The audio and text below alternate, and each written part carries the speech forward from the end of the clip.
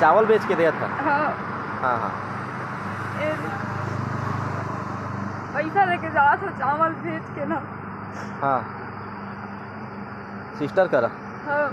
तो नाम सुधरौनी 500 लगी कहीं। हाँ।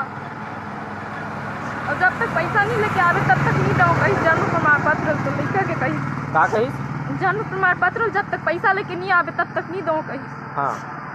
तो ये है विष्णु का सुशासन और उनके तिहार का सच विभत्स चेहरा बेहद भयावह है। सत्ता का दावा है कि 95% शिकायतों का निराकरण कर दिया गया है।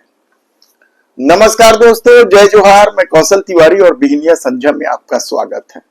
छत्तीसगढ़ की डबल इंजन की सरकार की माने तो छत्तीसगढ़ में सब कुछ बहुत बढ़िया चल रहा है, लेकिन यदि छत्तीसगढ़ की किसी महिला को सिर्फ एक प्रमाण पत्र बनाने के लिए चावल बेचकर रिश्वत देना पड़ रहा हो और वह रिश्वत लेने वाला या रिश्वत मांगने वाला पद पर बैठा हुआ है, तो आप अंदाजा लगा सकते हैं कि छत्तीसगढ़ में विष्णु का सुशासन किस तरीके से चल रहा है।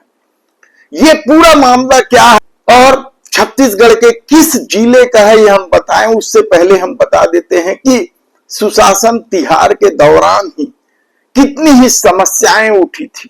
मंच से विधायकों को, सांसदों को चेतावनी देनी पड़ी थी अधिकारियों को, और उसके बाद भी यदि सरकार कहती है कि 95% शिकायतों का निराकरण हो गया है, तो इसका मतलब आप समझ सकते हैं।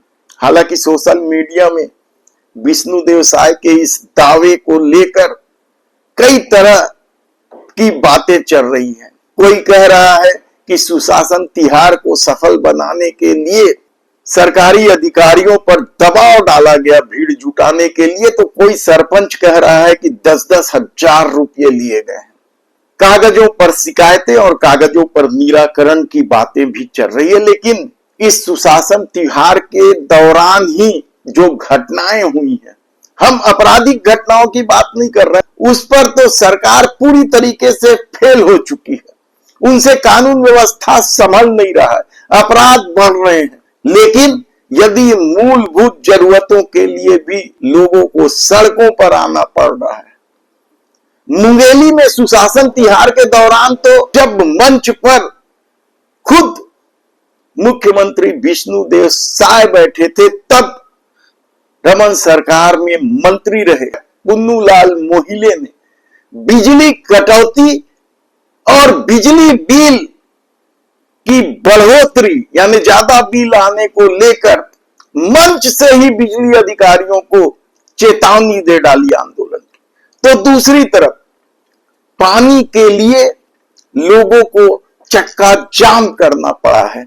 ये सुशासन तिहार के दौरान की घटनाएं हैं। जगह जगह लोगों का आक्रोश फूटा है, लेकिन यदि सरकार कह रही है कि 95% समस्याओं का वह निराकरण कर चुकी है, तब उन अधिकारियों का क्या जो पदों पर बैठे हुए हैं, महत्वपूर्ण पदों पर, मलाईदार पदों पर, सांसद, विधायक, पार्टी के कार्यकर्ता बेहद नाराज है, लेकिन सत्ता ने सुशासन तिहार मना लिया है। तब कोरबा जिले की इस महिला की व्यथा आप सुन लीजिए पहले, फिर हम पूरी घटना का आपके सामने जिक्र करेंगे। भैया मैं जन्म प्रमाण पत्र बनवाए बर दिया, सिधवाए बर एक अक्सर सिधवाए बर दे हां। हाँ। सिस्टर 500 मांगत हवे। कौन मतलब कहाँ के सिस्टर? ए बाहरी झरिया वाला। अच्छा, तो पैसा मांगे थे 500। 500 और चावल बेचे हो। हाँ? चावल बेचे हो। चावल बेच के दिया था। हाँ। हाँ हाँ। ए, पैसा लेके जा तो चावल बेच के ना। हाँ सिस्टर करा। हाँ। तो नाम सुधरौनी 500 लगी कहीं। हाँ। और जब तक पैसा नहीं लेके आवे तब तक नहीं दो कहीं जन्म प्रमाण पत्र तो लिखा के कहीं। का कहीं? जन्म प्रमाण पत्र जब तक पैसा लेके नहीं आवे तब तक नहीं दो कहीं। हाँ मत रो मत रो। हमें गरीब आदमी हमें कहाँ ले दे उसके कम पैसा। सही बात है, पैसा मत दे रही है अभी, है ना? मेरे जाब उतने मेरे तो उसने कहीं ये चीज दिखावा वो चीज दिखाओ तो मैं कहाँ के ले दे होते गई इधर ही नहीं रहूँ तो। नहीं मत रो, सही बात है ना? देहैया मन तो दे दाते नहीं रखा है पर तो मिलत नहीं रहे। सही बात है। यानी आप सोचिए कि छत्तीसगढ़ में किस तरीके से लूट खसोट का खेल चल रहा है। यूं ही पटवारी को यमराज से बड़ा नहीं कहा जाता है। क्या संवेदनाएं मर चुकी है इस प्रदेश में सरकारी अधिकारियों की। क्या सत्ता की संवेदनाएं खत्म हो चुकी है, संवेदना शून्य हो चुकी है सत्ता। किस तरीके से एक महिला को जन्म प्रमाण पत्र बनाने के लिए यदि घर में रखे चावल बेचना पड़ रहा है, और ऐसा नहीं है इसकी जानकारी सत्ता को नहीं होगी। यह वीडियो लगातार वायरल हो रहा है, लोगों के गंदे गंदे कमेंट्स हैं सत्ता को लेकर, और यदि उसके बाद भी हमारी पर कार्रवाई नहीं हो रही है। हमने कल ही आपके सामने खुलासा किया था कि युक्ति युक्तकरण के मामले में किस तरीके से अधिकारी खेल खेल रहे हैं मंत्रियों के साथ मिलकर, कैसे अपने रिश्तेदारों को ऐसे स्कूलों में तबादला कर रहे हैं जो युक्ति युक्तकरण से प्रभावित ना हो। सारंगढ़ क्षेत्र का मामला था, और जिस एलपी पटेल ने यह खेल खेला वह कई बार निलंबित हो चुका है। उसके घरों में संदिग्ध महिला वाला तो हमने कुछ फोटोग्राफ्स भी आपको दिखाए थे, और उसके बाद भी विष्णु का सुशासन है। ये कैसा सुशासन है? दूसरी तरफ सुशासन तिहार संपन्न हुआ, युक्ति युक्तकरण का काउंसलिंग चालू हो गया है, लेकिन पूर्व घोषणा के अनुसार शिक्षकों ने युक्ति युक्तकरण के काउंसलिंग का विरोध करना शुरू कर दिया। उनका सीधा सीधा आरोप है कि सरकार उनके साथ खेल खेल रही है, शिक्षकों को प्रताड़ित करने का खेल खेला जा रहा है। वे उनकी कुछ मांगे हैं काउंसलिंग को लेकर कि आखिर स्कूलों की संख्या और शिक्षकों की संख्या किस स्कूल में कहां कहां क्या क्या है ये तो बताया जाए, और इसे लेकर अब जगह जगह शिक्षकों ने काउंसलिंग का विरोध कर दिया। अब देखना है कि इस विरोध के बाद भी क्या युक्ति युक्तकरण हो पाएगा। और ऐसा नहीं है कि ये इकलौती घटना है। कहा जा रहा है कि जन्म प्रमाण पत्र, जाति प्रमाण पत्र, आधार कार्ड, चौतरफा लूट मची है छत्तीसगढ़ में, और सुशासन है।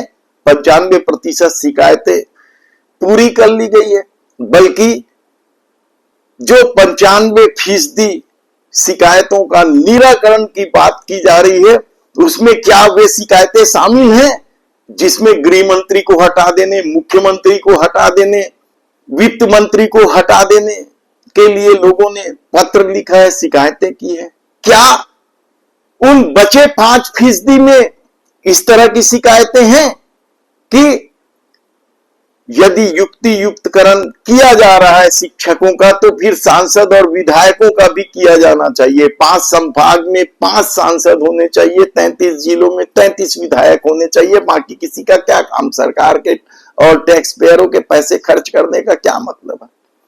दोनों उप मुख्यमंत्रियों का भी युक्ति युक्तकरण के तहत पद समाप्त कर देना चाहिए। ये चिट्ठियां लिख रहे हैं लोग सुशासन तिहार में, ये शिकायतें हैं लोगों की कि इनकी क्या जरूरत है। लोगों के घर तोड़कर हर बार, यानी हर 5 साल में जब नए विधायक चुनकर आते हैं, तो लोगों के घर तोड़कर क्या मकान बनाकर देना चाहिए? सरकार को तो मकान उन्हीं लोगों को देना चाहिए जो सचमुच मकान नहीं बना सकते हैं। लेकिन क्या सांसद और विधायक मकान नहीं बना सकते? क्या उन्हें सस्ते दर पर सरकारी जमीन दी जानी चाहिए? ये बड़ा सवाल है।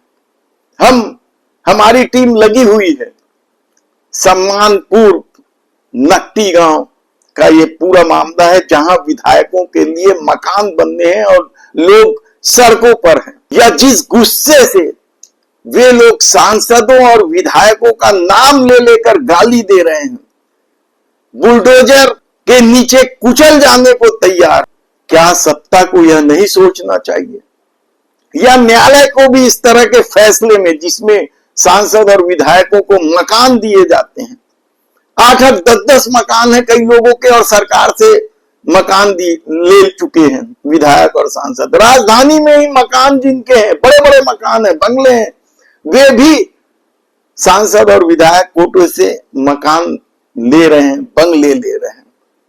क्या हर 5 साल में इस तरह की योजना लाकर विधायकों को मकान दिया जाना चाहिए? 1-1 लाख रुपए महीने के उनके भत्ते और वेतन मिलाकर कमाई है, उन्हें सस्ते दर में मकान। तब सवाल ये है कि क्या उस महिला का दर्द सरकार नहीं झकझोरता है? इतनी संवेदनहीन हो गई है सत्ता।